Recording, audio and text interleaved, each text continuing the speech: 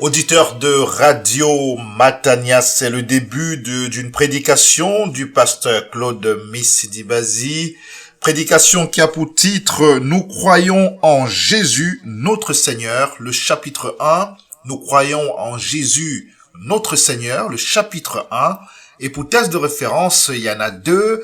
Le premier est celui des Actes des Apôtres, chapitre 2, du verset 32 au verset 36. Et le second, 1 Corinthiens, chapitre 12, les 3 premiers versets. Il s'agit d'un message, d'une prédication qui entre dans le cadre des messages ou des prédications du pasteur Claude Misidibazi, tentant de répondre à la question suivante: à quoi doit croire un chrétien authentique? Que doit croire un chrétien authentique? Et la réponse de cette question se base sur le credo des apôtres, l'article 2, nous croyons en Jésus-Christ, son Fils unique, notre Seigneur. Vous avez compris que la prédication de ce jour est axée sur la Seigneurie de Jésus-Christ. Il s'agit du chapitre 1. Il y a effectivement d'autres chapitres après. Je vous propose aujourd'hui le chapitre 1. Vous encourage à l'écouter, à le partager autour de vous, car c'est une prédication événement sur Radio Matania. Ces prédications sont disponibles sur le site www.eglisematania.com en version écrite. Restez fidèles au programme de Radio Matania.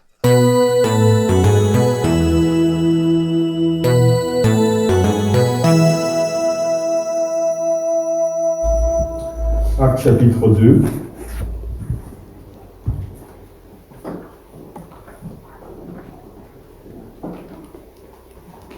Verset 34, Actes chapitre 2, verset 34.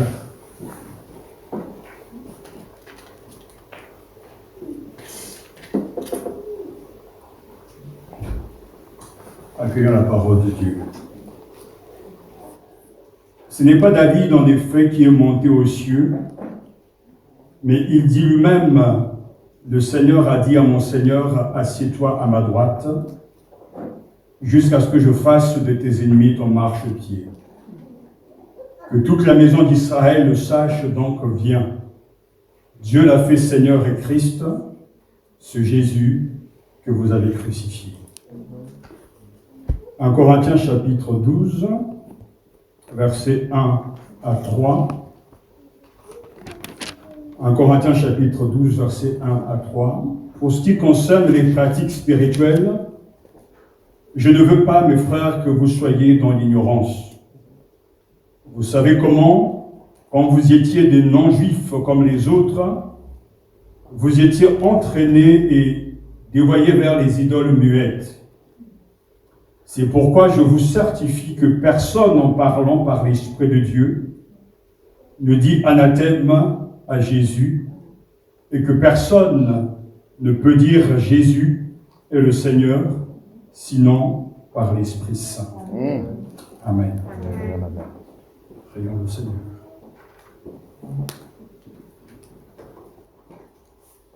C'est là la réalité de ta parole. Nul ne peut dire que Jésus est Seigneur si ce n'est par l'Esprit Saint. Nous sommes, Seigneur, conscients de notre totale incapacité à être cohérent avec ce qui est écrit dans la parole. Nous nous opposons à toi et nous nous fabriquons nous-mêmes notre Jésus et notre propre évangile. Nous avons besoin donc, face à une telle réalité, de l'intervention du Saint-Esprit. Amen. Car lui seul te connaît et peut te révéler. Nous te prions donc que tu illumines nos yeux spirituels. Amen. Que le Saint-Esprit soit notre guide. Amen. Notre expert en matière biblique. Apprends-nous à t'écouter et apprends-nous à être courageux pour remettre en question ces convictions datant de longues et longues. Seigneur, marche avec toi, que ta vérité nous libère. Amen. Délivre-nous de la fausse assurance. Amen, amen. Et donne-nous de recevoir le Christ complet, afin que ton nom seul soit glorifié. Amen, amen. Nous croyons en toi et nous croyons en l'Esprit Saint. Amen, amen. Béni sois-tu pour ta présence et pour l'exaucement de nos prières. Au nom de Jésus-Christ, celui à qui tu n'as jamais rien refusé. Amen. Amen, amen. Merci de vous asseoir.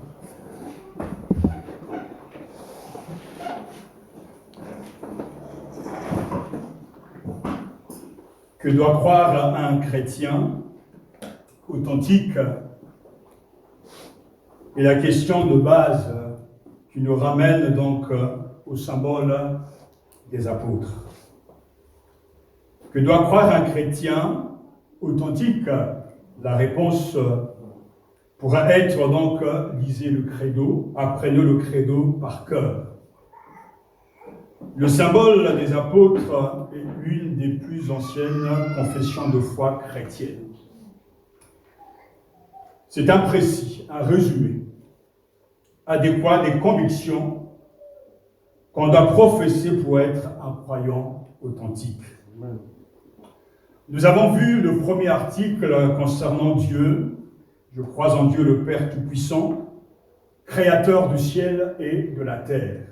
Le deuxième article concerne bien sûr le Christ, et j'attire votre attention sur le fait que, par rapport au pourcentage de membres de cet article, le Christ a une place centrale. Je crois en Jésus-Christ, son Fils unique, notre Seigneur. L'article concernant est plus fourni, car il est vrai que le Christ est le centre de tout. Sans la personne du Christ, le christianisme n'est rien, une gnose, une idéologie tout au plus. Ce qu'il faut penser, c'est le Christ. Ce qu'il faut faire, c'est lui. Ce qu'il faut croire, c'est encore lui. Vivre, c'est vivre de sa vie. Il est tout, il résume tout. Amen. Il ne peut qu'être le centre de toute théologie et le sujet inépuisable de ma méditation. Je crois en Jésus-Christ, son Fils unique, notre Seigneur. Dire que Jésus est Seigneur ne veut plus rien dire de nos jours. En fait, ne veut plus dire grand-chose de nos jours. La foi chrétienne a pris de l'âge. Le christianisme continue bien sûr d'imprégner notre façon de penser et notre système de valeurs. Mais il y a longtemps qu'elle est concurrencée par les temples modernes, ceux de la consommation, de la culture, du cinéma et du musée. Je crois en Jésus-Christ, son Fils unique, notre Seigneur. Ce Jésus dont on parle, c'est le Jésus des Écritures.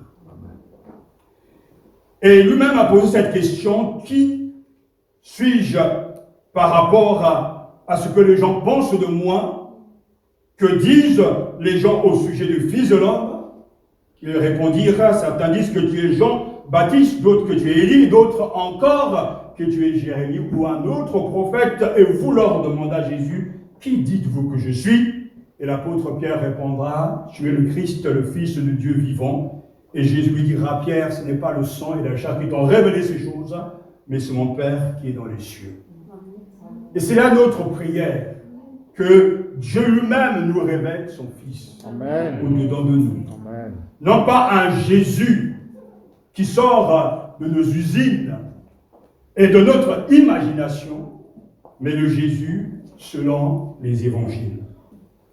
Ce n'est pas le Jésus qui a été façonné selon notre éducation et selon notre culture, un Jésus révolutionnaire, un Jésus homosexuel, un Jésus rabbin, non, mais le Jésus des Écritures.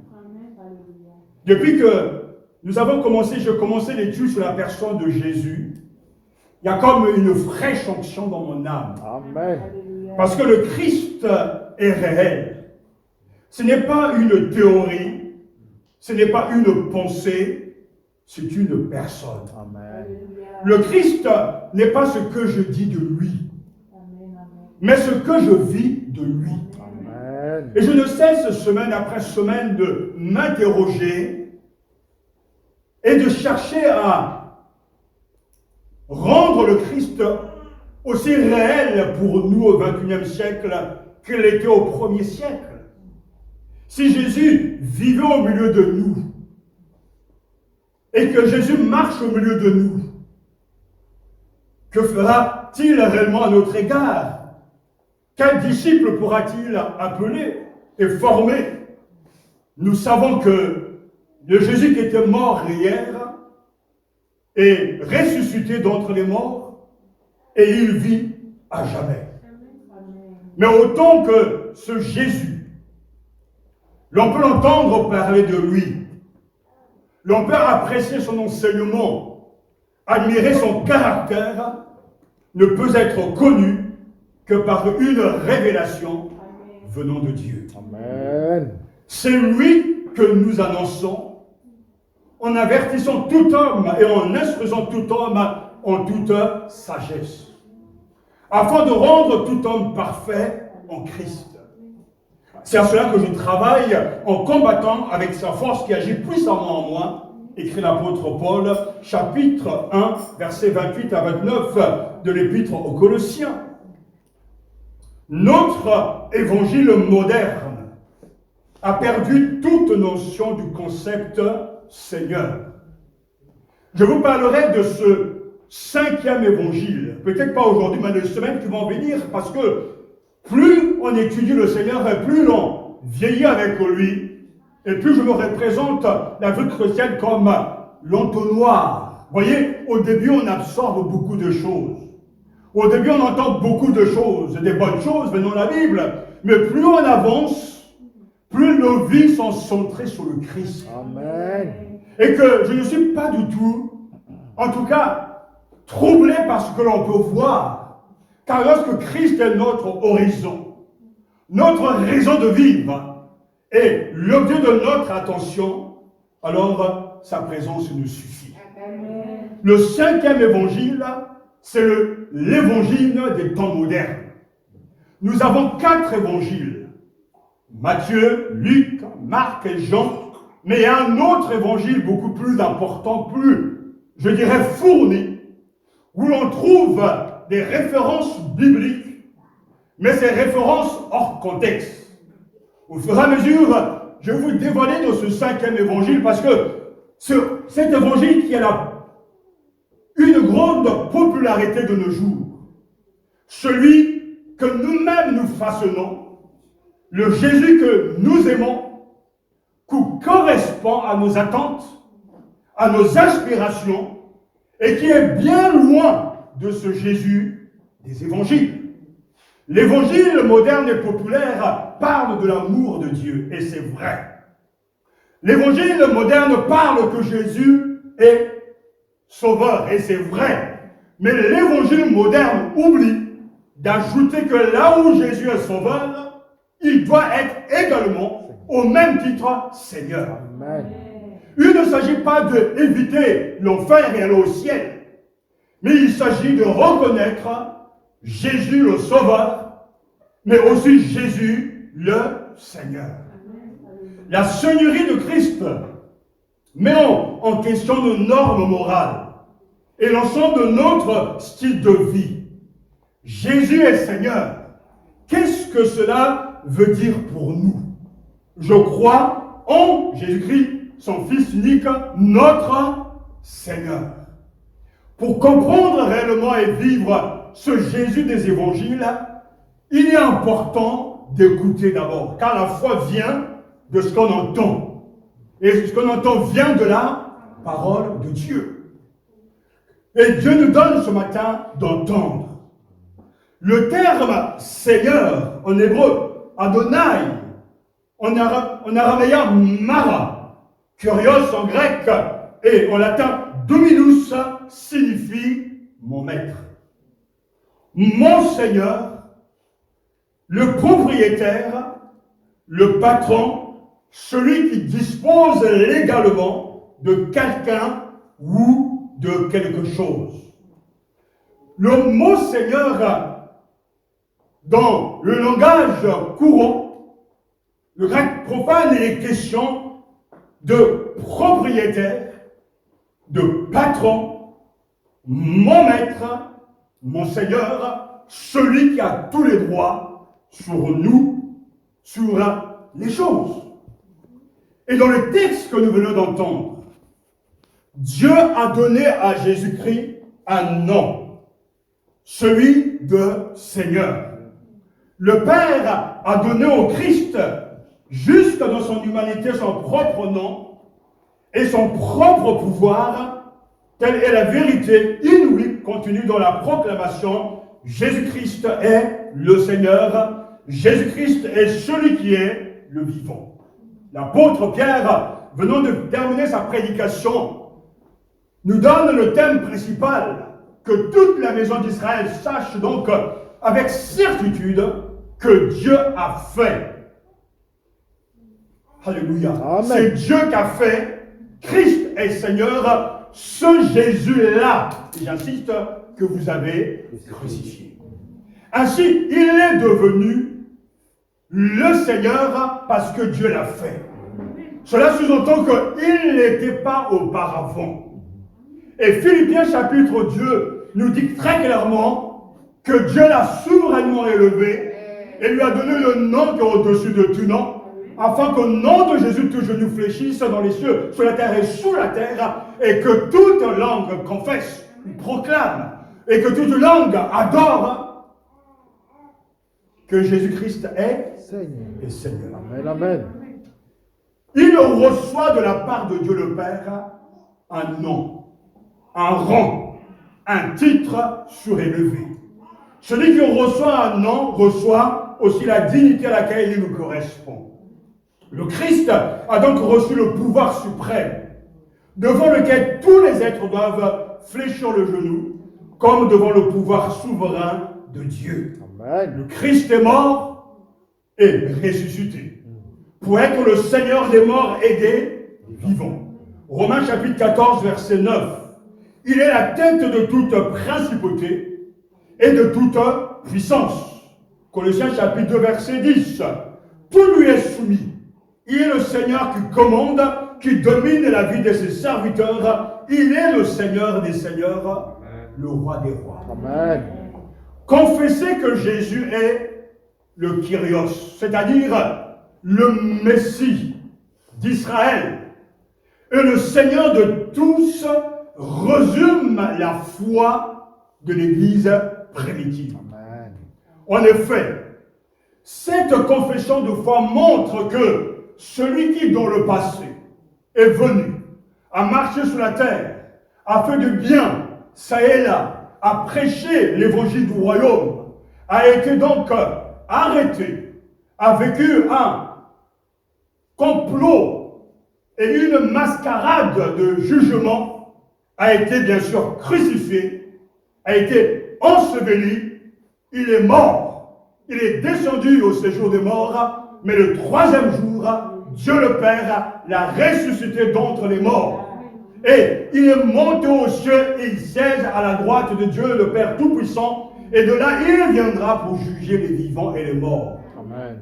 C'est-à-dire que ce Christ qui hier a été crucifié, qui dans le passé est réellement mort, reviendra pour chercher ses enfants. Amen, amen. Mais aujourd'hui, assis à la droite de Dieu, règne souverainement sur tout l'univers. Amen. Lorsque le chrétien dit « je crois en Jésus-Christ, notre Seigneur », il confesse la foi de l'Église primitive. Amen, amen. Pour reconnaître dans la même lignée que les apôtres et tous les saints que le Jésus d'hier, qui reviendra bientôt, aujourd'hui, assis à la droite de Dieu, règne souverainement sur tout l'univers. Amen. Cette vérité ne peut jamais être acceptée ni vécue sans l'intervention du Saint-Esprit. Amen. Croire, affirmer, proclamer, chanter, vivre sur la vérité Jésus est Seigneur, qu'est-ce que cela signifie?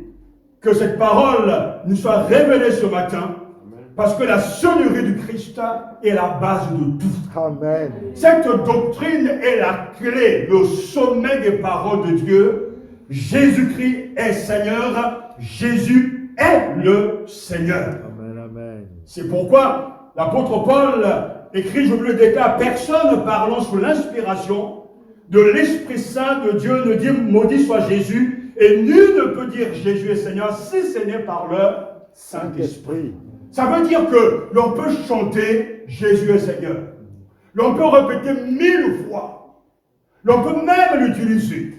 L'on peut même prêcher cette doctrine, mais s'il n'y a pas absolument une intervention de l'Esprit Saint, ce sont des paroles vides de sens. Amen. En fait, en réalité, dans le monde spirituel, Satan sait qui nous sommes. Si réellement nous marchons avec Jésus, ça se sait dans le monde spirituel. Si nous utilisons avec foi le nom de Jésus et que nous proclamons la Seigneurie de Christ, la suprématie de Jésus, les paroles que nous prononçons lorsque nous sommes remplis du Saint-Esprit auront un impact dans le monde spirituel et dans le monde visible. Car ce n'est que sous l'inspiration du Saint-Esprit que quelqu'un peut dire Jésus est Seigneur. C'est dans le contexte de la persécution que cette parole doit être restituée. Car quand l'on dit publiquement Jésus est mon Seigneur, on s'oppose à la puissance de César, du souverain, car lui-même se dit aussi Seigneur, Dieu. Et quand il y a cette profession, cette confession publique, on est en train de dire publiquement César, tu n'es pas mon Dieu. L'argent, tu n'es pas mon Dieu. Satan, tu n'es pas mon Dieu. Jésus-Christ est mon seul et unique Dieu. Et en ce temps-là, comme de nos jours, les dictateurs, lorsqu'ils entendent qu'ils ont en face d'eux quelqu'un qui leur fait de l'ombre, on fait quoi? On les exécute, on les tue. Donc, on voit bien que personne ne peut avoir l'audace de se tenir sur une place publique et de affirmer Jésus est mon Seigneur. Allez à l'agora dire Jésus est mon Seigneur. Les agents de l'État vont vous repérer. Et ils viendront vous prendre chez vous. Et ils vont vous tuer. Et on voit bien très clairement que cela n'est possible que lorsque l'Esprit Saint habite dans le cœur. Quand on n'a plus peur de l'homme, on n'a plus peur de la mort, car le Christ gouverne et règne au-dedans de nous. Aujourd'hui, il est très facile de dire la place publique que Jésus est Seigneur parce qu'il n'y a pas du tout en face de nous de l'opposition. Les gens vont nous regarder de manière bizarre, mais c'est pas grave. Et surtout dans un pays de liberté, on dira, mais il croit ce qu'il veut, il est fou, il est attardé, mais c'est pas grave, il dérange personne. Mais au 1er siècle, cela était pratiquement un appel à la mort. Et béni soit Dieu, parce que dans la Bible, nous connaissons des témoins, comme Étienne, rempli du Saint-Esprit, et qui voit Jésus debout à la droite de Dieu, alors qu'il est en train d'être lapidé, parce que ses yeux sont fixés sur l'au-delà. Il voit la gloire du Christ, et il n'a pas peur de mourir au point de prier pour ses ennemis. Seigneur, ne leur met pas à leur compte ce péché-là, car il voyait l'invisible. De nos jours, il est très facile de dire Jésus est Seigneur. Mais c'est tout autre chose que de vivre avec lui dans l'obéissance et dans la consécration. La Seigneurie du Christ est au centre même de la prédication de l'apôtre Paul. Non, ce n'est pas nous-mêmes, mais Jésus-Christ Seigneur que nous proclamons. Quant à nous-mêmes, nous ne nous proclamons pas vos serviteurs à cause de Jésus. 2 Corinthiens, chapitre 4, verset 5. Confessez que Jésus est Seigneur, voilà le signe distinctif du chrétien. Jésus est Seigneur à l'église qui est à Corinthe, à ceux qui ont été sanctifiés en Christ Jésus, appelés à être saints, et à tous ceux qui en quelque lieu que ce soit invoquent le nom de notre Seigneur Jésus-Christ. Le Seigneur est le nôtre. Lorsque l'on dit que Jésus est Seigneur, lorsque l'on confesse que Jésus est Seigneur, on est différent des autres. Amen, amen. On se met à part, car cette confession, automatiquement, nous fait mettre du côté du Seigneur et nous fait rejeter les autres divinités. Amen. Alléluia. Le Seigneur Jésus-Christ, voici donc ce que tout le peuple d'Israël doit savoir avec une entière certitude. Ce verset est un de mes préférés.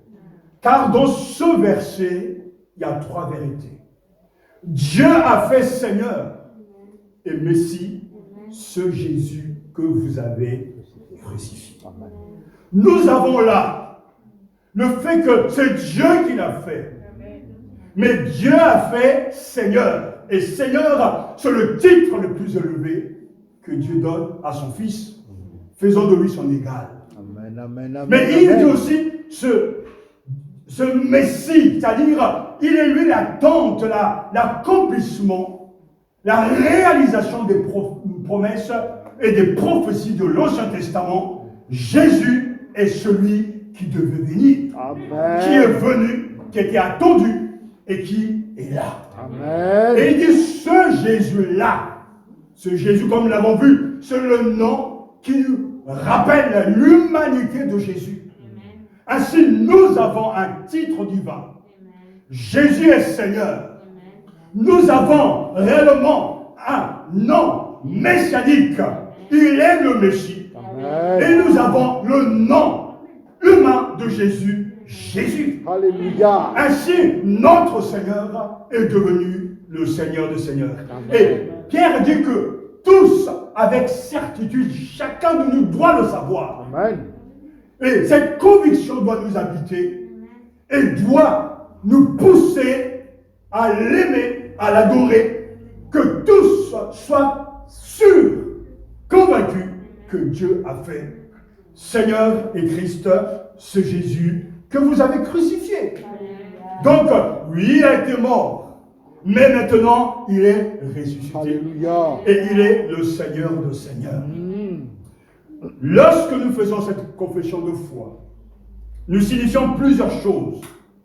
Jésus est le Seigneur, nous reconnaissons le Jésus historique.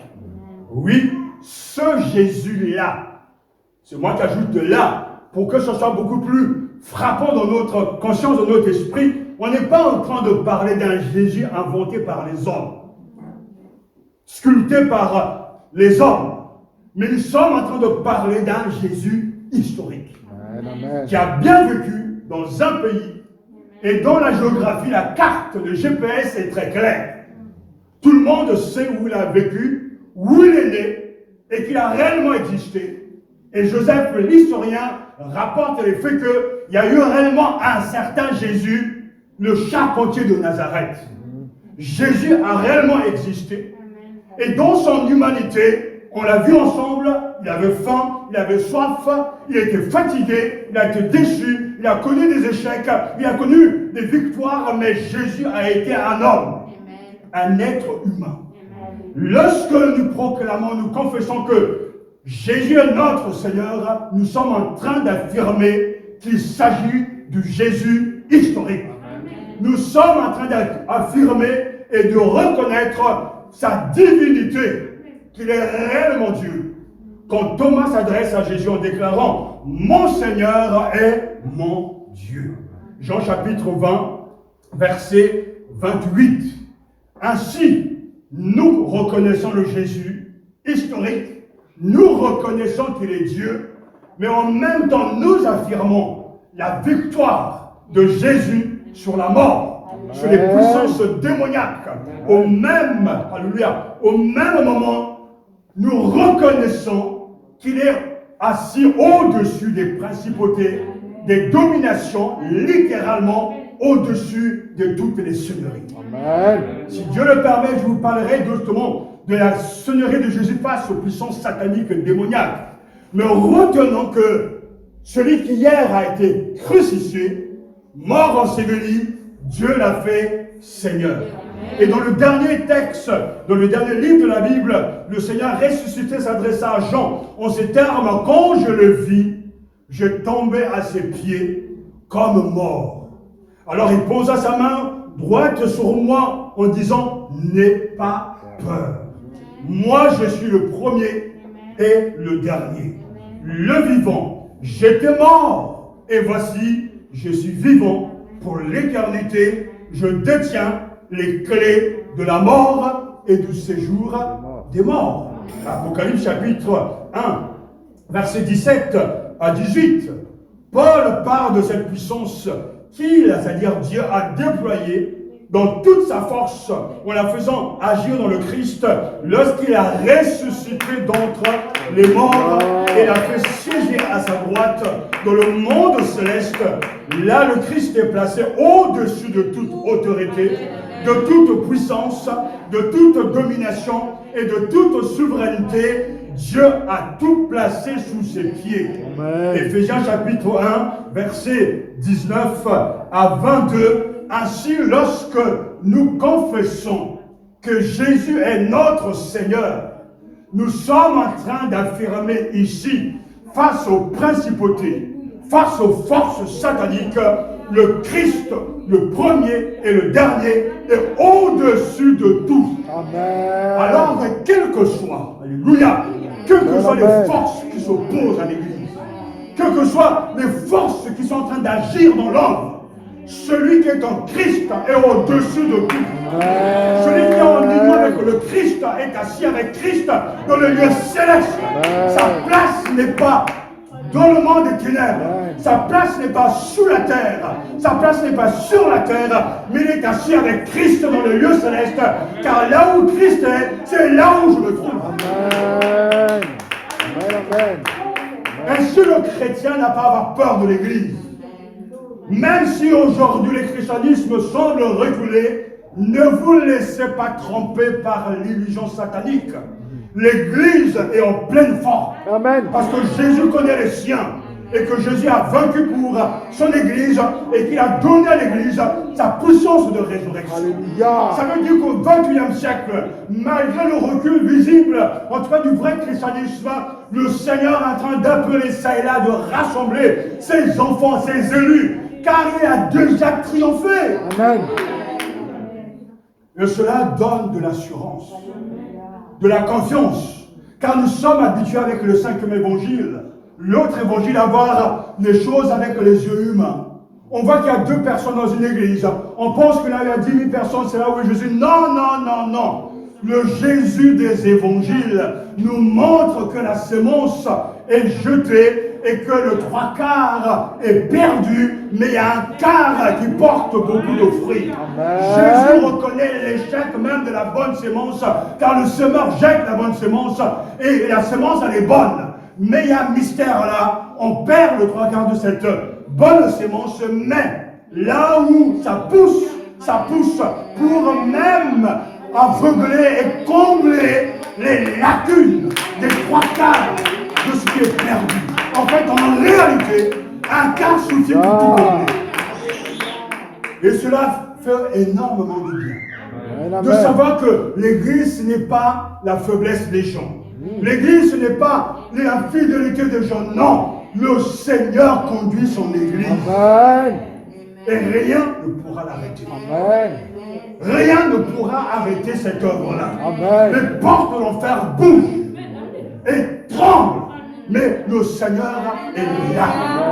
Il est en haut, alléluia, debout à la droite de Dieu. Il est devenu le grand prêtre par excellence. Et qui dirige son assemblée. Alléluia. Et moi je le vois, nous le voyons. Et de temps en temps, Dieu, dans sa grâce, nous donne de recevoir une parole de connaissance, une vision, un songe, et nous voyons les belles choses que Dieu est en train de faire, pour encourager de ne pas baisser les bras, mais de continuer avec celui qui est fidèle, mais qui restera fidèle jusqu'à la fin.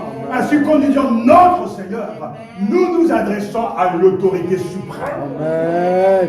Personne ne peut nous ravir de ses bras. Il a déjà vaincu. Toutes les seigneuries ont été vaincues. Et Jésus-Christ est le Seigneur des Seigneurs. Nous confessons publiquement et personnellement notre foi. En effet, si de ta bouche tu déclares que Jésus est Seigneur et si dans ton cœur tu crois que Dieu amène à ressusciter des morts, tu seras Sauvé. sauvé. Alors cette formule est une formule si simple, confesser de sa bouche et croire. Jadis, pour intégrer l'Église, il suffisait de confesser et de croire et on est sauvé. Mais nous venons de comprendre qu'il ne s'agit pas d'une simple confession. Il ne s'agit pas de simplement de prononcer des mots, mais de comprendre de qui l'on parle et de placer sa confiance en lui. Car le titre de Seigneur résume la totalité de l'œuvre de Christ. Lorsque l'on parle de lui, on parle de sa personne, du Sauveur, de celui qui guérit, de celui qui relève, de celui qui pardonne les péchés, de celui qui est mort sur la croix pour nos péchés, de celui qui a été fait malédiction, mais que le Père a accepté dans le sacrifice et qui est mort enseveli, mais il a ressuscité le troisième jour. Donc, il y a tout dans ce titre. Et laissez-moi vous dire, frères et sœurs, qu'à chaque fois que l'on soulève et que l'on s'attarde sur ce titre particulier, Satan rôde. Satan est en colère. Satan ne veut pas que l'Église arrive à comprendre et à accepter, à vivre la seigneurie de Jésus. C'est pour ça qu'à chaque fois que j'ai prêché, je pourrais prendre les jours où je prêchais sur la seigneurie de Christ, il y a toujours quelque chose d'inhabituel. Dans l'église même, des fois, là, ça peut être vide. Parce que Satan sait que quand l'on comprend cette vérité, c'est une véritable révolution dans la vie. Amen. Rien dans le monde des ténèbres, rien dans le monde des hommes ne peut arrêter la seigneurie de Christ. Amen. Satan sait que tant que je maintiens les hommes dans l'illusion d'un salut qui n'existe pas, d'un Christ qui n'est pas le vrai, Satan n'a peur de rien. Mais il sait que quand le Seigneur ouvre les yeux de notre cœur et ouvre l'intelligence à la compréhension de la seigneurie de Christ, nous arrivons au sommet de tout. Et on regarde cette vérité du Seigneur. C'est pas possible. Et si, c'est la vérité. Je suis le dominus. C'est moi qui domine sur tout. Et tant que nous sommes en union avec lui, nous n'avons peur de rien. Amen. La nuit, je dors. Et que même si on annonce, il y a des démoniaques de la ville. Il y a des sortés, des satanistes. Celui qui est en moi est plus fort que celui qui est dans le monde. Car il est le Seigneur. Alléluia. Lorsque nous confessons que Jésus est le Seigneur, nous rejetons toute forme ancienne d'allégeance à l'égard des seigneurs. Quelles que soient ces divinités, quels que soient ces dieux ou ces seigneurs, il n'y a qu'un seul Seigneur, un seul Dieu, le Père de qui toute chose vient et pour qui nous vivons. Il n'y a qu'un seul Seigneur, Jésus-Christ, par qui tout existe et par qui nous sommes. 1 Corinthiens chapitre 8. Amen. Ce que Satan fait, écoutez-moi frères et sœurs, chers amis, vous qui m'écoutez à la radio, parce que j'ai cette foi qui va entendre. Satan aujourd'hui est un illusionniste.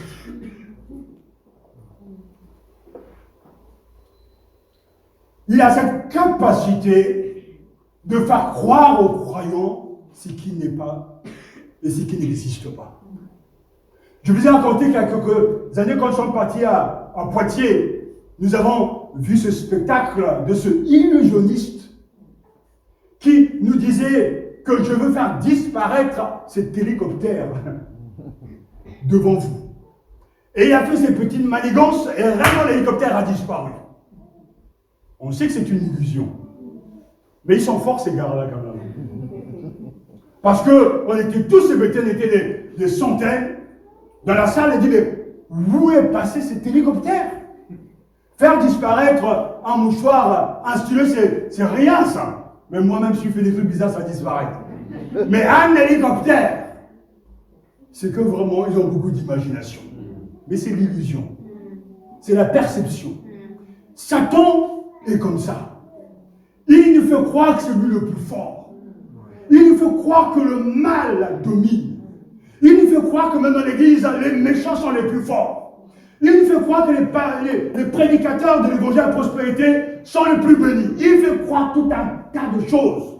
Et les gens, ils regardent leur propre vie, ils se disent, c'est vrai, moi je crois en Jésus, je ne suis pas béni, je suis toujours pauvre, je n'avance pas dans mes affaires, dans ma famille il y a toujours des problèmes, gna gna gna gna gna gna gna. Et on accepte, on absorbe ces mensonges, ces illusions, et on devient triste, abattu, et un jour après l'autre, et au fur et à mesure, on abandonne le Seigneur parce que ce que réellement on pense croire ne correspond pas à ce que Jésus promet. Mais en réalité, le mensonge est où? Ce que Jésus n'a jamais promis de nous bénir sur la terre. Jésus nous promet le royaume des cieux. Il nous promet la vie éternelle. Il nous a jamais dit qu'il va rendre notre vie facile sur la terre. Il dit, mon royaume n'est pas de ce monde. Alors, comme on est malheureux, les gens sont malheureux, ils s'accrochent à ces faux évangiles, et entre-temps, Satan se frotte les mains, parce qu'il se dit, voilà, je les ai vus, ces gens sont tellement, en tout cas, pitoyables, tellement inconstants, que je n'ai même pas me soucier d'eux. Mais quand Satan voit une brebis du Seigneur, un chrétien, un prédicateur, qui connaît la parole de Dieu, et qui sait que la parole est l'Esprit de Dieu, et qui parle de Jésus, qui parle du triomphateur, qui parle du ressuscité, qui parle de la croix. Satan se dit, ce gars-là, cette femme-là, je veux m'en occuper sérieusement moi-même. Parce que la vérité, c'est l'arme pourra arrêter Satan. Amen. Vous connaîtrez la vérité et la vérité vous rendra libre. Les gens aujourd'hui peuvent écouter les faux prédicateurs durant des heures. Et ça, c'est ce que mon expérience me montre, que les gens n'aiment pas l'explication du texte. Et qu'ils ont du mal même à rester accrochés. Ils peuvent rester des heures à écouter tout n'importe quoi, rester même des heures à regarder un film. Mais dès que l'on parle de Jésus, dès qu'on parle de l'évangile, il y a quelque chose qui ne va plus, il décroche. La raison, frères et sœurs, c'est que l'Esprit Saint doit habiter dans les cœurs. Amen. Dans ce faux évangile, le 5e évangile, on croit ce que l'on veut. Et le danger qui est en train de guetter l'Église aujourd'hui, et que Dieu nous montre semaine après semaine, on a un paquet de gens qui vont tout droit en enfer, mais qui sont profondément sincères.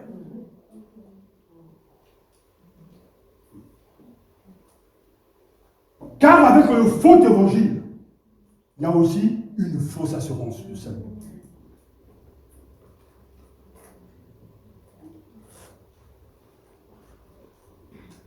D'où la nécessité pour l'Église de retrouver la prédication de la croix. Amen. Amen. De retrouver la nécessité indispensable de l'œuvre du Saint-Esprit dans l'Église. Car nul ne peut dire que Jésus est Seigneur si ce n'est par le Saint-Esprit.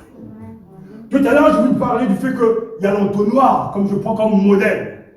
Avant, dans le passé, on pouvait avoir des assemblées qui pouvaient contenir 300, 500 personnes. Et on se dit, voilà, notre ministère est béni, mon ministère était béni. C'est ce que l'homme pense. Mais plus j'avance, et plus je me rends compte que le vrai miracle, la vraie bénédiction, c'est les croyants centrés sur le Christ. Parce qu'au ciel, il n'y aura pas le nombre, mais il n'y aura que ceux qui auront cru et seront sauvés. Ce que je veux croire aujourd'hui, affirmer que seul l'Esprit Saint peut donner la vie. Seul l'Esprit Saint peut révéler le Christ. Et ce que Paul dit est très important, parce que si nous comprenons selon les Écritures la condition humaine, nous comprendrons aussi la nécessité indispensable de l'œuvre du Saint-Esprit dans l'Église. Les infidélités que nous pouvons voir, c'est là. La versatilité des gens. Les compromis sont simplement les conséquences d'une foi inexistante. Là où le Christ est réellement né dans le cœur et que l'Esprit Saint est là, le Christ illumine sa vie. Nul ne peut dire Jésus est Seigneur si ce n'est par le Saint-Esprit. Seigneur, je te rends grâce parce que des fois je fais des efforts. Des fois je me dépense, on se dépense à convaincre, à persuader. Et c'est bon de le faire, Seigneur. Merci pour les frères, merci pour mon épouse, merci pour les prédicateurs qui se dévouent à la prédication, à la lecture, à la méditation, à l'interprétation des Écritures avec sérieux. Seigneur, je te loue, mais sans le Saint-Esprit, même les bonnes choses se perdent. C'est comme des perles qui ont été jetées au pied des porcs. Ils n'en connaissent pas la valeur. Alors je te loue. Parce que le troisième article du sermon des apôtres, je crois en l'Esprit Saint. Et nous prions que le Saint-Esprit continue à œuvrer. D'abord dans notre église ici, afin que toutes ces vérités transforment des vies. Amen. Car nul ne peut dire que Jésus est Seigneur, si ce n'est par le Saint-Esprit. Pourquoi? Mais parce que Paul dit, ils ont l'intelligence obscurcie, ils sont étrangers à la vie de Dieu, à cause de l'ignorance qui est en eux, à cause de l'endurcissement de leur cœur. Éphésiens chapitre 4, verset 18, ils sont étrangers aux choses de Dieu. L'homme est étranger aux choses de Dieu. Il est mort. Son intelligence est souillée, il est aveugle, il est esclave de Satan. Mais quand la parole de Dieu vivante, efficace, pénètre son cœur, la lumière jaillit. Et le Saint-Esprit révèle le Christ. Et cet homme, jadis, qui était au service de Satan, qui suivait les idoles, est devenu maintenant un serviteur de Dieu. Et c'est la grâce à l'Esprit Saint. Dans 1 Corinthiens, que nous venons de lire, au chapitre 12, versets 1 à 3, dit, mais il nous dit très clairement, vous savez que lorsque vous étiez païens, vous étiez entraînés comme au hasard vers les idoles muettes. Paul explique très clairement qu'il y avait un avant, quand vous étiez païens. Mais aujourd'hui, qu'est-ce qui nous fait dire que nous sommes chrétiens? Parce que quand vous étiez païens, vous étiez entraîné, comme au hasard, vers quoi? Vers les idoles muettes. Mais plus loin dit, personne ne peut dire que Jésus est Seigneur si ce n'est par le Saint-Esprit.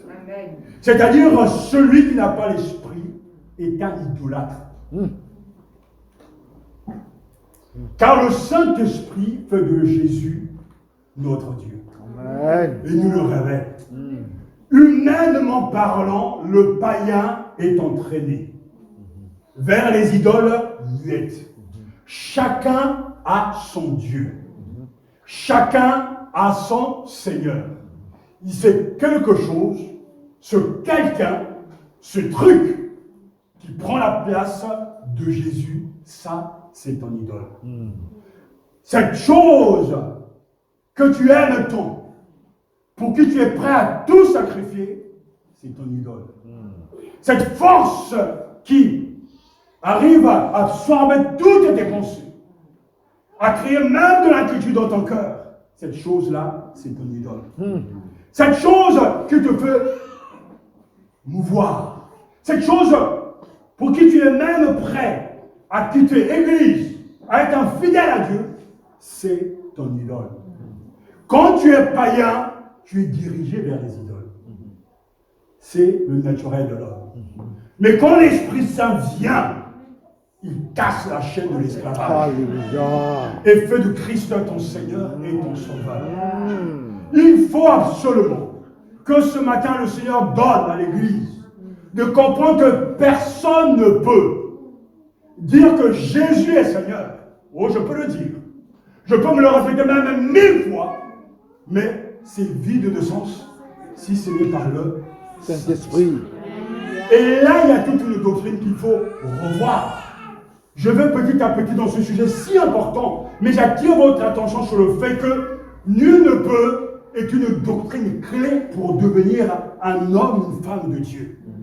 Jésus a dit, personne ne peut venir à moi. Si le Père qui m'a envoyé ne l'attire, et moi je le ressusciterai au dernier jour. Amen. Personne ne peut venir à moi si le Père qui m'a envoyé ne m'y conduit, et moi je le releverai de la mort au dernier jour. Son autre version, Jean chapitre 6, verset 44. Jésus dit clairement, c'est impossible. Vous savez, même nous les prédicateurs, il arrive que nous soyons tellement découragés. Mais j'ai toujours remarqué que quand l'on fréquente Jésus dans les Écritures, à un moment donné, il vous vient en aide. Amen. Et quand nous avons reçu cette parole, il y a quelques mois cela, j'ai dit, mais j'ai même pousse, voyons, mais personne ne peut venir à Jésus si le Père qui l'a envoyé ne l'attire. C'est-à-dire qu'on peut s'égosiller chaque dimanche. Et Dieu sait combien je vous donne, physiquement, intellectuellement, etc., pour convaincre, pour ne pas vous laisser en train de somnoler. Mais si le Père lui-même ne décide pas de vous donner à Jésus, tout ce que nous sommes en train de dire ne vous servira à rien. Vous pouvez vous intéresser à tout. Vous pouvez tout aimer. Vous pouvez parler à votre femme, à votre mari, à vos enfants, à vos camarades, à vos collègues. Mais si le Père n'attire pas ses élus et les donne à Jésus, ça ne sert à rien. Mais béni soit le Père, béni soit le Seigneur, car Jésus lui dit, mais nul ne peut venir à moi si le Père qui m'a envoyé ne l'attire. Et moi, je le ressusciterai. En entendant ces paroles, ce jour, on a dit, Seigneur, je te rends grâce. Parce que quelquefois, on est frustré, on dit, mais on fait tout pour qu'il soit sauvé. On fait tout pour qu'il comprenne. On fait tout pour qu'il grandisse. Mais Seigneur, qu'est-ce que je fais? A-t-il un péché de ma vie? Y a-t-il quelque chose? Non, mon fils, c'est moi qui attire à Jésus-Christ mes propres enfants. Toi, tu ne fais que à donner la parole et attends le résultat parce que c'est même moi qui fais croître. Et quand le Seigneur te donne cette parole, ça te délivre. Et ce matin, en ouvrant ce culte, nous avons médité ensemble ce passage. Pourquoi m'appelez-vous Seigneur, Seigneur? Et ne faites-vous pas ce que je dis, Luc chapitre 6, verset 46. Mais c'est magnifique d'entendre ça de la bouche de Jésus.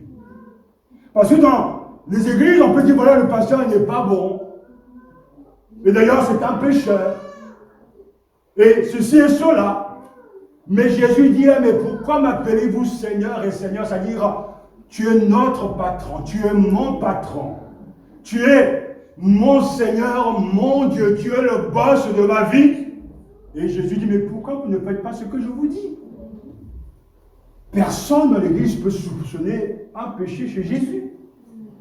Personne dans l'église peut soupçonner un manque d'amour de la part de Jésus. Mais pourtant, Jésus lui-même reconnaît qu'il y a aussi un échec avec lui. Pourquoi ne faites-vous pas ce que je vous dis? Quand on vient de l'église, on peut être tellement frustré. Et je pense qu'un des pièges de ceux qui annoncent la parole, c'est le découragement. J'ai toujours dit que le découragement est l'arme la plus redoutable de Satan parce qu'il vous décourage. C'est vrai. Mais Jésus nous encourage. Et il nous encourage en disant la vérité.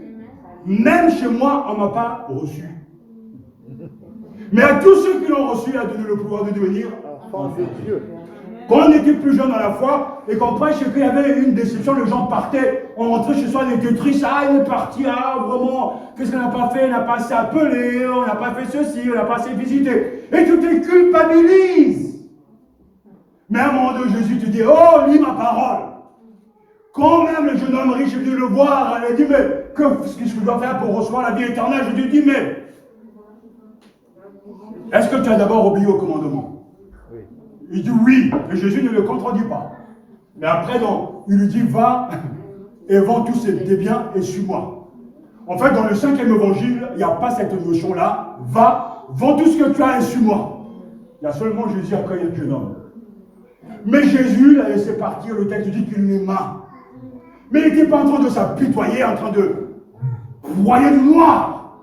Il a laissé partir, mais de quel Jésus on parle? De mon Jésus. Mais quel Jésus? Le Jésus qui aime. Il laisse partir un pécheur candidat au salut. Et quand je lis ces textes, je suis libéré. Parce que des fois, on court derrière les gens. Ça suffit. On n'a pas à... C'est faux évangile. Nous fait faire des choses qui sont contradictoires. Oh, mon frère accepte Jésus. Viens à Jésus. Mais cet évangile n'est pas l'évangile de Jésus. Il n'est pas question, viens à Jésus. Il n'existe pas cet évangile. Jésus est Seigneur, je t'ordonne de te soumettre. Ça, c'est l'évangile. Amen. Est-ce que vous comprenez ce que je dis? Amen. On veut supplier les pécheurs de venir au Seigneur. Mais le mandat divin nous dit quoi? Tout pouvoir m'a été donné au ciel et sur la terre. Alors, allez et faites. C'est parce que je suis Seigneur de l'univers, le patron de tout un chacun. Allez et ordonne-leur de se soumettre à ma seigneurie. Et s'ils ne veulent pas le faire ici et maintenant pour être sauvés, ils doivent savoir qu'au dernier jour, tout le monde se soumettra. C'est pour ça qu'il faut sortir évangéliser. Ils ne sont pas allés à quelqu'un dire, s'il te plaît, est-ce que tu veux bien de Jésus qui est sympathique? S'il te plaît, est-ce que tu veux recevoir, s'il te plaît, dans ton cœur Jésus?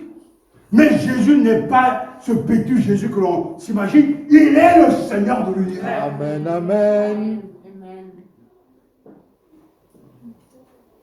Alors les gens viennent à Jésus parce qu'on leur a dit Jésus, le Jésus bonbon, le Jésus caramel, comme dit mon épouse, c'est-à-dire le Jésus qui guérit, le Jésus qui fait du bien, le Jésus qui va de l'eux en le faisant du bien. Mais on oublie le vrai Jésus qui lui dit prends ta croix et suis-moi. On oublie le vrai Jésus qui dit qu'on ne peut pas servir de maître à la fois. On ne peut pas servir Dieu et l'argent. Frères et sœurs, nul ne peut dire que Jésus est Seigneur si ce n'est par le Saint-Esprit. Amen. Je veux que nous réfléchissions à ces choses. Jésus est Seigneur. Le patron, le boss, le propriétaire. Être chrétien, c'est recevoir Jésus comme son sauveur et comme son Seigneur. Mais a-t-il la première place? Il y aura une suite à ce message parce que nous allons voir au fur et à mesure que la seigneurie de Jésus-Christ n'est pas une théorie, mais une réalité. Amen. Jésus va être le Seigneur de nos choix, de notre temps, de l'argent, de nos corps. Si réellement il est le boss, et il est, est-ce qu'il a tous les droits sur vous? S'il est réellement le patron, vous utilisez ce mot que tout le monde comprend. Même dans une société comme la nôtre, il y a des patrons au-dessus de nous. On ne peut pas faire ce que l'on veut. Tu ne peux pas prendre ta voiture et conduire n'importe comment et griller tous les feux sans que tu sois arrêté. Et voir s'il y a eu des conséquences graves, être jugé et envoyé en prison. Tu ne peux pas dans ton entreprise te dire voilà, je viens à l'heure que je veux. Ce matin, je décide de ne pas venir. Tu as un patron au-dessus. Tu n'as aucun droit, aucun être humain sur cette terre n'a pas de patron au-dessus de lui. Si on considère que le président des États-Unis est l'homme le plus puissant sur la terre, mais il y a encore une puissance supérieure à lui, c'est le peuple. Parce qu'il va présenter sa candidature, le peuple peut encore le sanctionner. Et là, je ne parle que de la terre. Je ne peux pas faire ce que je veux dans mon immeuble. Casser les murs, jouer de la musique à n'importe quelle heure, parce qu'il y a des gens qui ont des droits. En fait, aucun être humain n'est libre. Et quand on est dans un pays démocratique, même des ministres qui volent, on les arrête, on les juge, on les condamne, et on les envoie même en prison. Donc personne n'est au-dessus des lois. Ceci pour vous dire, frères et sœurs, dans le monde, nous acceptons le système que des hommes nous obligent à faire des choses. Le patron exige que dimanche ou lundi prochain, tu dois venir habillé en vert. Si réellement tu es ton propre patron, n'obéis pas et tu verras. Mais comme on sait que l'argent est un Dieu, les gens se plient en quatre pour aller dans le sens de ce que le patron a dit, de peur d'être licencié. Je vois la facilité avec laquelle les gens, même les croyants, entre guillemets, sincères, arrivent à obéir à des maîtres humains, à des boss humains, à des patrons humains. Mais quand dans l'église, Dieu parle, on ne l'entend pas. Quand dans l'église, le pasteur parle, on n'entend pas. Parce qu'en réalité, les gens sont devenus des rebelles. Et ils sont dans une fausse assurance, pensant qu'ils vont aller au ciel, mais ils n'iront jamais au ciel. Rappelez-vous, pour terminer, l'histoire que je vais vous raconter de mon oncle qui a eu cette vision. Et qu'il courait, et il a vu le royaume des cieux, le ciel de l'autre côté, et tout son corps était pratiquement de l'autre côté du ciel, mais il était maintenu par un petit doigt dans le monde humain. Il n'arrivait pas à comprendre que ce petit doigt qui restait ne le permettait pas de basculer totalement dans le monde spirituel alors que le ciel le voit. Mais ce petit truc, même si c'était un angle, c'est un Dieu. Et l'argent est une puissance spirituelle. Les idoles poussent des gens à faire des choses incroyables. Des gens sont en train de creuser leur tombe spirituelle alors que Dieu dit: honore-moi, sois fidèle à l'assemblée, donne tes dîmes et tes offrandes. Même tes dîmes et tes offrandes, ce n'est pas dans l'évangile. C'est dans le 5e évangile. Car en réalité, dans le véritable évangile, rien ne nous appartient. Amen. Amen. Mais on se rassure que si je donne ma dîme et mes offrandes, le reste, je peux faire ce que je veux avec. Mais en réalité, quand Jésus est le Seigneur, tout lui appartient. Amen. Que Dieu vraiment vous libère. Amen. Et libère son Église. Amen. De ce faux évangile. Amen. Et comme je vous le dis, il faut avoir du courage de remettre en question ses convictions. Jésus, tu es mon Seigneur. Ça veut dire, tu es mon patron. Même aller en vacances, j'interroge mon patron.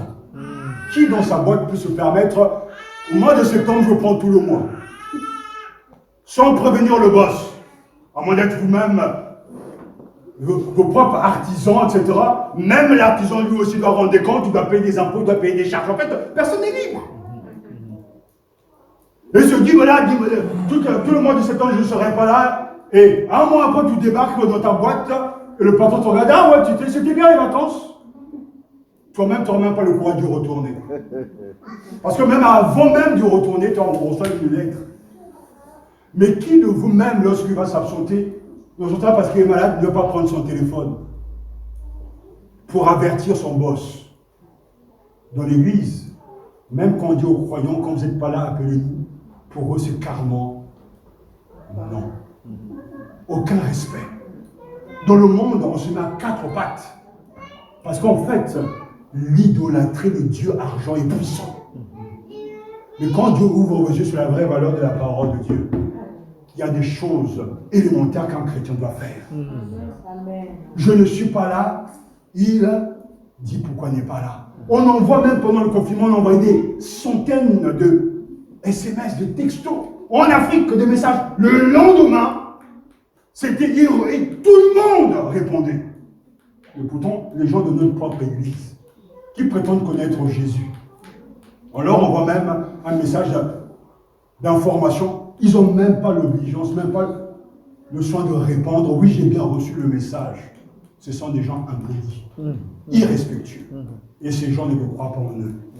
Car quand on est chrétien, on est respectueux des autres. Amen. Ce qu'on a fait dans le monde, si on n'arrive pas à le faire dans l'église, c'est qu'il y a un sérieux problème.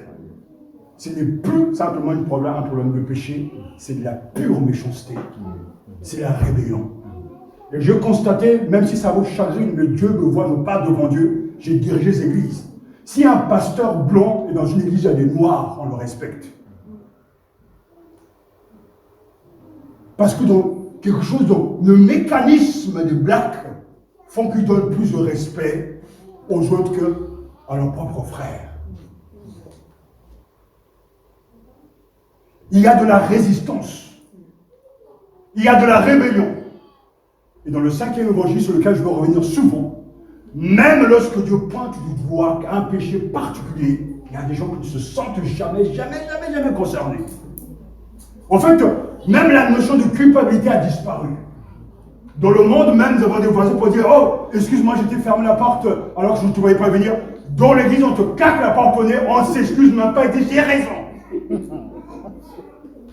Il y a quelque chose qui ne va pas. Le Seigneur me parle vraiment. Et il y a des messages que je reçois dans la nuit. Et quand je vous dis, frères et sœurs, faites attention. On ne sortira jamais vivant lorsqu'on est en rébellion contre Dieu. Amen. Il faut revenir au pied de la croix. Il faut revoir ses propres convictions. Il faut s'interroger, est-ce que Jésus est réellement le Seigneur? Pourquoi m'appelez-vous Seigneur, Seigneur? Et ne faites-vous pas ce que je dis?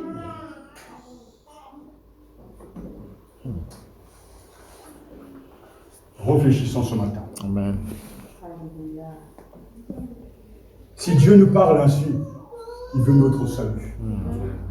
Si je prends le temps de prolonger autant, c'est parce qu'il est question de notre salut. Amen. On peut passer 2 heures devant la télévision. On doit passer même 2 heures, 3 heures devant la parole de Dieu. Amen. Martin Luther a prêché 3 heures, 4 heures. Les gens restaient parce que c'est la parole de Dieu. Je lis dans ma Bible, dans notre Bible, que Paul a prêché toute la nuit et les gens étaient là. Au point même que je n'avais tombé les morts. Il a cassé l'ambiance, mais Paul est parti, il a prié, il s'est relevé. Alléluia. Amen. Aujourd'hui, on entend les faux prédicateurs prêcher 1/4 d'heure, ça suffit. Comme cette jeune femme qui venait, ah, dans l'église, c'est trop lent, etc. Mais j'aurais bien voulu m'asseoir avec cette jeune chrétienne pour voir sa vie, parce que je suis sûr qu'il n'y a rien de concret. Un bon repas nécessite du temps. Amen. Et quand tu veux digérer quelque chose de bon, il faut prendre le temps d'écouter. 2 heures, 3 heures par semaine devant Dieu, c'est pas grand-chose. Et le jour du sabbat, le jour du Seigneur, ne nous appartient pas non plus. Amen. Amen. C'est le jour de Dieu. Amen. Je ne peux pas venir ce dimanche, j'ai la famille. Je ne peux pas aller là, j'ai des choses à faire. Je suis en vacances. Oh, mais dans le 5e évangile, Dieu te comprend. Je viendrai se faire. Oh, Dieu te comprend, il pardonne. C'est faux. Dieu ne pardonne pas les mensonges que nous-mêmes nous fabriquons. Et Satan, je le vois en train de souffrir. Je suis sûr que cette semaine, dans ma famille, il y aura des attaques. Parce qu'on vient de venir de pied à l'ennemi. Alors priez pour nous. Amen. Amen. Vous allez dire, on a déjà entendu ça.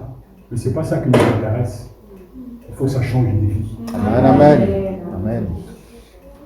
À partir de ce dimanche, quand vous allez vous réveiller chaque matin, que Jésus soit votre première pensée. Amen. Pensez à lui. Ne pensez pas à vos enfants. Il y a vos biens matériels. Il y a votre travail. Pensez d'abord à Jésus. Amen. Remettez-lui votre vie. Respectez sa présence. Et soyons sages et intelligents.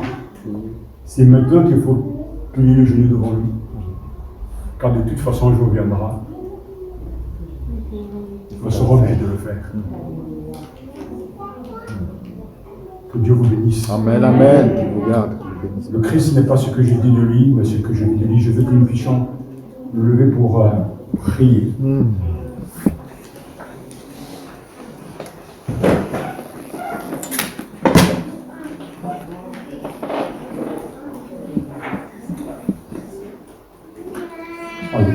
Amen.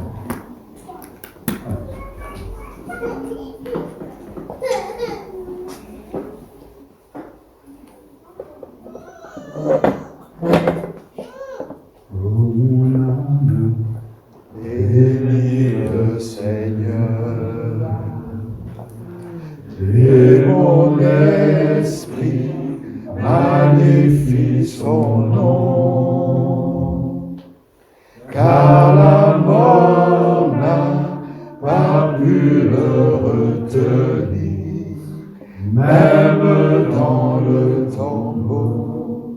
Jésus est Seigneur, même dans le tombeau.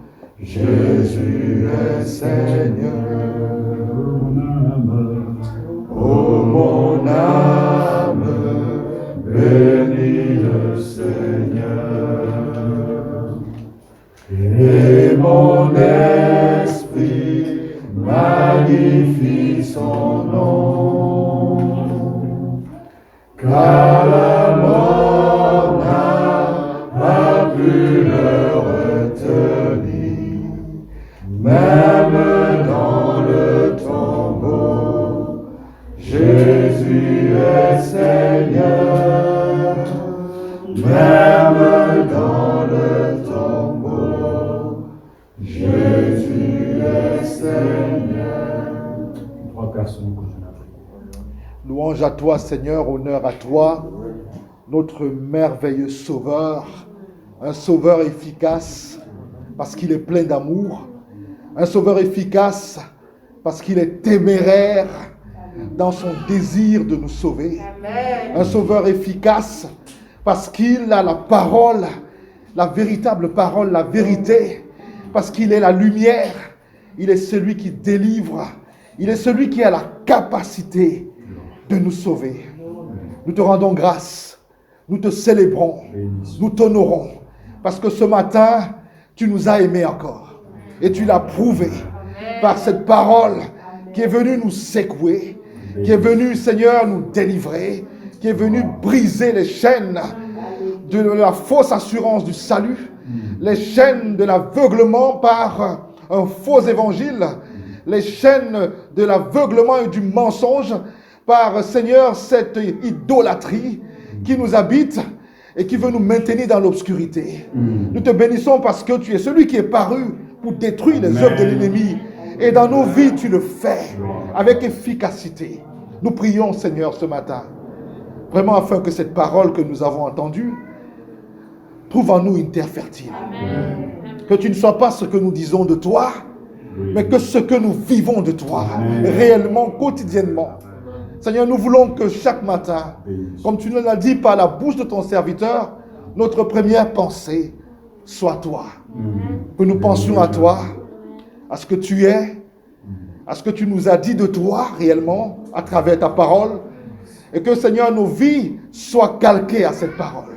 C'est notre désir, Seigneur, c'est ma prière, c'est notre prière ce matin, que tu continues à accomplir dans nos vies cette œuvre salvatrice. Amen. Que, Seigneur, comme l'a dit mon frère Fortuné, lorsqu'il a prié, que ce ne soit pas un éternel recommencement, mais qu'il y ait quelque chose qui se passe réellement. Nous voulons et nous attendons de toi cette action. Parce que sans ton intervention, rien ne se passe dans nos vies. Tu es notre tout suffisant. Interviens et agis, Seigneur, s'il te plaît. Opère cette action dans nos vies. Nous voulons être différents. Nous voulons être différents. Pour ta gloire au nom de Jésus-Christ. Amen. Seigneur, je m'émerveille devant la profondeur et la richesse de ta parole. Et je veux vraiment te rendre grâce. Parce que c'est une preuve de ton amour pour nous, que de nous parler et de nous expliquer ton évangile avec autant, Seigneur, de profondeur et de richesse. Seigneur, je te dis merci pour le prédicateur. Amen. Pour le don que tu as fait à l'Église. Pour le pasteur Claude. Seigneur, je reconnais vraiment que tu lui as donné quelque chose. Et ce quelque chose, il le met au service de l'Église. Bénis-le pour cela. Amen, amen, amen. Fortifie-le pour cela. Amen, protège-le. Encourage-le, Seigneur, pour cela. Et permets que ce don puisse être utile à nous qui sommes ici à Nathalia, mais aussi dans le monde entier. Amen. Dans tous les outils que tu utilises afin que cette parole soit diffusée. Seigneur, je suis tellement émue de la profondeur de ta parole, Seigneur. J'ai tellement à te dire, Seigneur. Je te prie pour ton Église, Seigneur, parce que nous entendons ces paroles qui vont nous juger demain. Je reconnais, Seigneur, je sais pas, je prononce ce mot Seigneur, mais je reconnais que ça n'a pas la même profondeur que les chrétiens du premier siècle qui pouvaient le dire et risquer leur vie. Et Seigneur, Seigneur, je te bénis parce que le pasteur est en train vraiment de nous expliquer la portée de ce thème, la portée de ce mot, la portée de ta Seigneurie. Et je prie, Seigneur, que cela puisse avoir un impact réel dans notre vie. Que nous puissions sortir de la théorie de ces chants que nous chantons. C'est vrai, ces chants sont riches de paroles, mais Seigneur, je reconnais que je les chante, parfois c'est de l'émotion ou de quoi que ce soit. Mais Seigneur, oh vraiment, révèle-nous ces choses. Amen. Que ton Saint-Esprit s'associe à la puissance de cette parole pour nous libérer. Amen. Pour mettre quelque chose de réel au fond de nous. Amen. Afin que quand nous disions Seigneur, ça puisse résonner comme les chrétiens du premier siècle. Amen. Seigneur, je te bénis parce que je sais que si tu nous touches là, tu nous aimes. Amen. Et tu ne vas pas nous laisser aller à l'enfer, Seigneur. Alors que nous avons entendu toutes ces choses.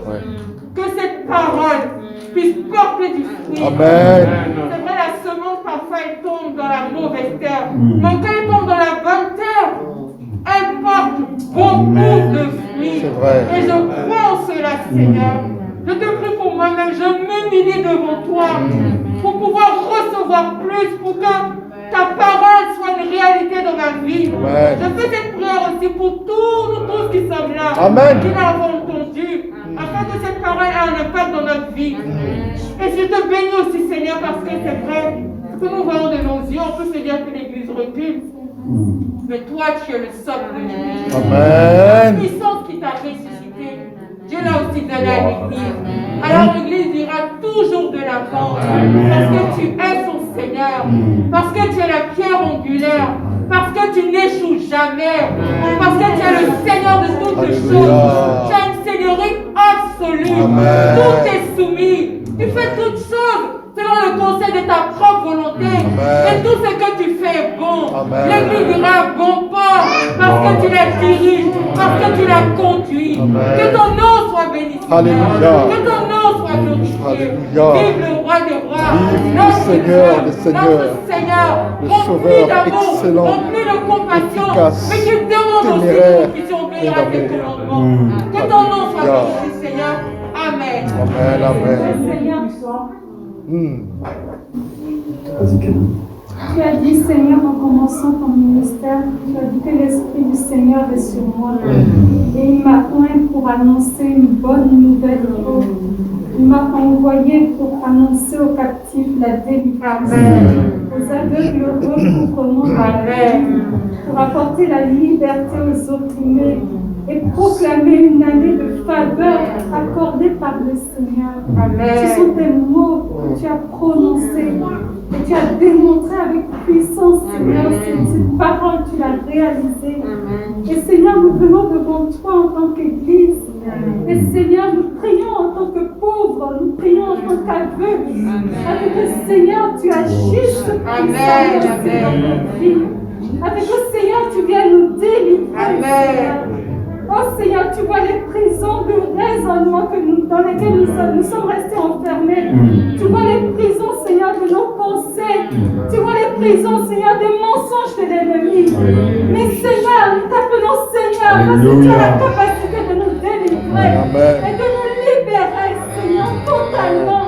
Seigneur, ouvre les chaînes, ouvre les portes des prisons dans nos vies, Seigneur. Ouvre les portes de toutes les prisons. Seigneur, tu connais ces prisons, Seigneur.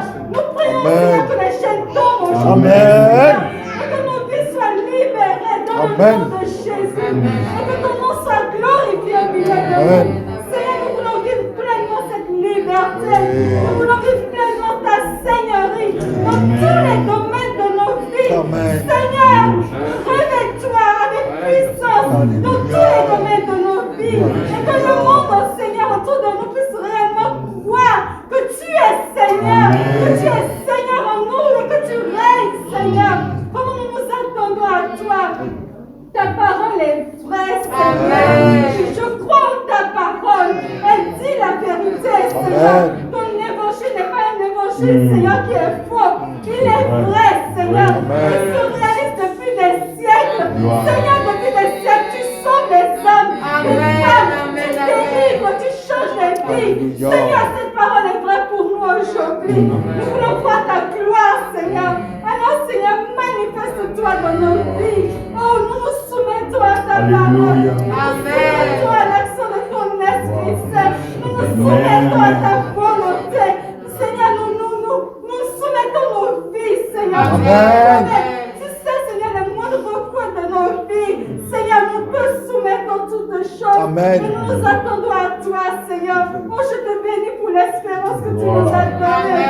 Je te bénis, Seigneur, vraiment parce que cette espérance est grande. Elle est puissante, Seigneur. Oh, je te bénis parce que tu es le vrai Seigneur de nos vies. Oh, Seigneur, merci pour ta liberté. Merci pour ta parole. Merci, Seigneur, pour ton action qui est toujours réelle et vivante aujourd'hui. Gloire à toi, mon Seigneur, mon Dieu. Amen.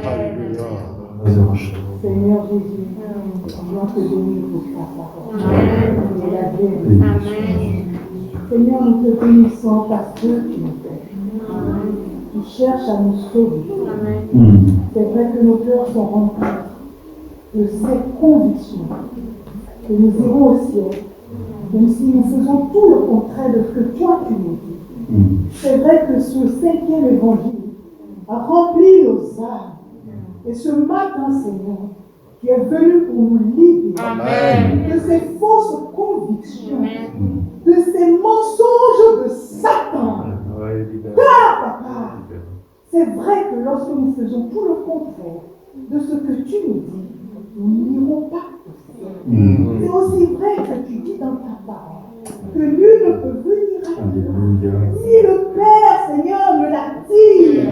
Et ce matin, nous nous inclinons devant ta face, nous nous prosternons devant ta majesté, ta grandeur, toi qui es puissant, toi qui es Seigneur, que tu puisses nous attirer. Tu attires nos cœurs, que tu rencontres nos cœurs. Au nom de Jésus, Seigneur, nous avons besoin de ton Esprit Saint. C'est vrai que nul ne peut dire que Jésus-Christ est Seigneur sans le Saint-Esprit. Nous voulons réellement que tu sois le Seigneur de nos vies. Nous voulons réellement au quotidien penser comme toi.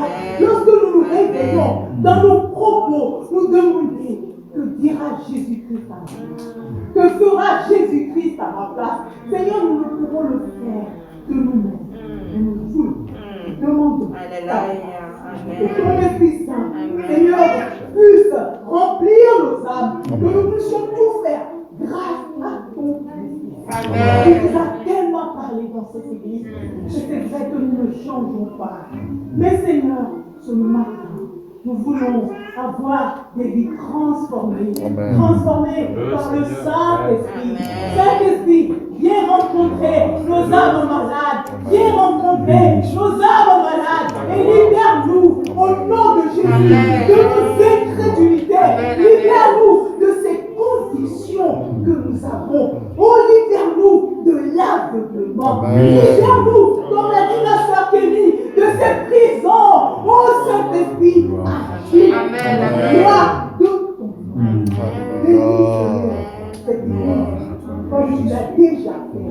Bénis tes serviteurs qui sont à la tête de cette église. Continue à les encourager. Continue à montrer ta gloire. Seigneur, que les frères et sœurs qui sont là aujourd'hui rencontrent quelque chose de toi. Seigneur, que toi-même tu rencontres ceux qui ne sont pas venus pour écouter cette parole. Que tu les libères dans leur maison, là où ils sont, là tu es capable. Agis pour la gloire de ton nom. Gloire la gloire. À toi la gloire. Merci pour ta gloire. Amen. Sauve et libère réellement ta parole. Amen. Père Céleste, nous te remercions. Amen. Parce que l'Évangile a été et reste la puissance de Dieu pour le salut de quiconque croit. Heureux l'homme qui médite ce livre. Il est comme un arbre planté près d'un courant d'eau, qui donne son fruit en sa saison. Cette saison de sécheresse n'est pas une malédiction pour nous. Car même en temps de sécheresse, Ce chrétien-là qui médite ta parole porte encore le fruit. Amen. Alors que la mort, l'infidélité avance, il porte du fruit en toutes circonstances. Seigneur, c'est en toi que nous puisons nos forces et nos racines sont ancrées en toi. Lorsque nous sommes secs, c'est toi qui rafraîchis. Lorsque nous sommes écrasés, c'est toi qui nous fais rebondir. Amen. Lorsque nous sommes fatigués, c'est toi qui nous revigore. Amen. Tu es suffisant et présent en tout et pour tout. Et nous te louons parce que ce temps de pandémie de Covid est une belle opportunité pour toi pour faire continuer à avancer le royaume des cieux. Amen. Nuit et jour, notre Père ne dort pas. Tu œuvres, tu travailles. Et même lorsque la nuit est là, tu es encore à l'œuvre, car il ne dort ni ne sommeille. Le gardien de Matania, le gardien d'Israël, il ne dort ni ne sommeille. Amen. Amen. Yahvé, tu restes le maître d'œuvre, car nous avons vu déjà la fin. Nous voyons déjà la ligne d'arrivée.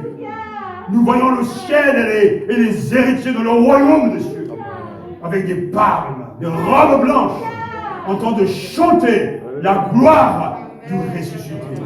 Alors, les vicissitudes actuelles, les moments de dépression, du moment présent ne sont rien en comparaison de la gloire qui nous attend au ciel. Et je te loue pour la victoire de Jésus sur la mort, sur la tyrannie, sur la mort spirituelle. Le Christ est le chef de l'Église. Le Christ est la tête de l'Église. Et tu nous inspires. Et tu nous attires à toi. Père, je te loue de ce que tu as caché ce sage aux sages, aux intelligents. Mais tu les as révélés aux tout petits, aux gens humbles, aux gens qui sont pauvres en esprit. À toi seul revient la gloire. Non pas à un homme, non pas à moi, non aucun serviteur, mais à Dieu seul sur la gloire. Solino Gloria. À Dieu seul sur la gloire. Alléluia. Vous appréciez Radio Matania? Vous apprécierez également notre site web églisematania.com, un site web vous informant de nos activités, vous proposant des résumés.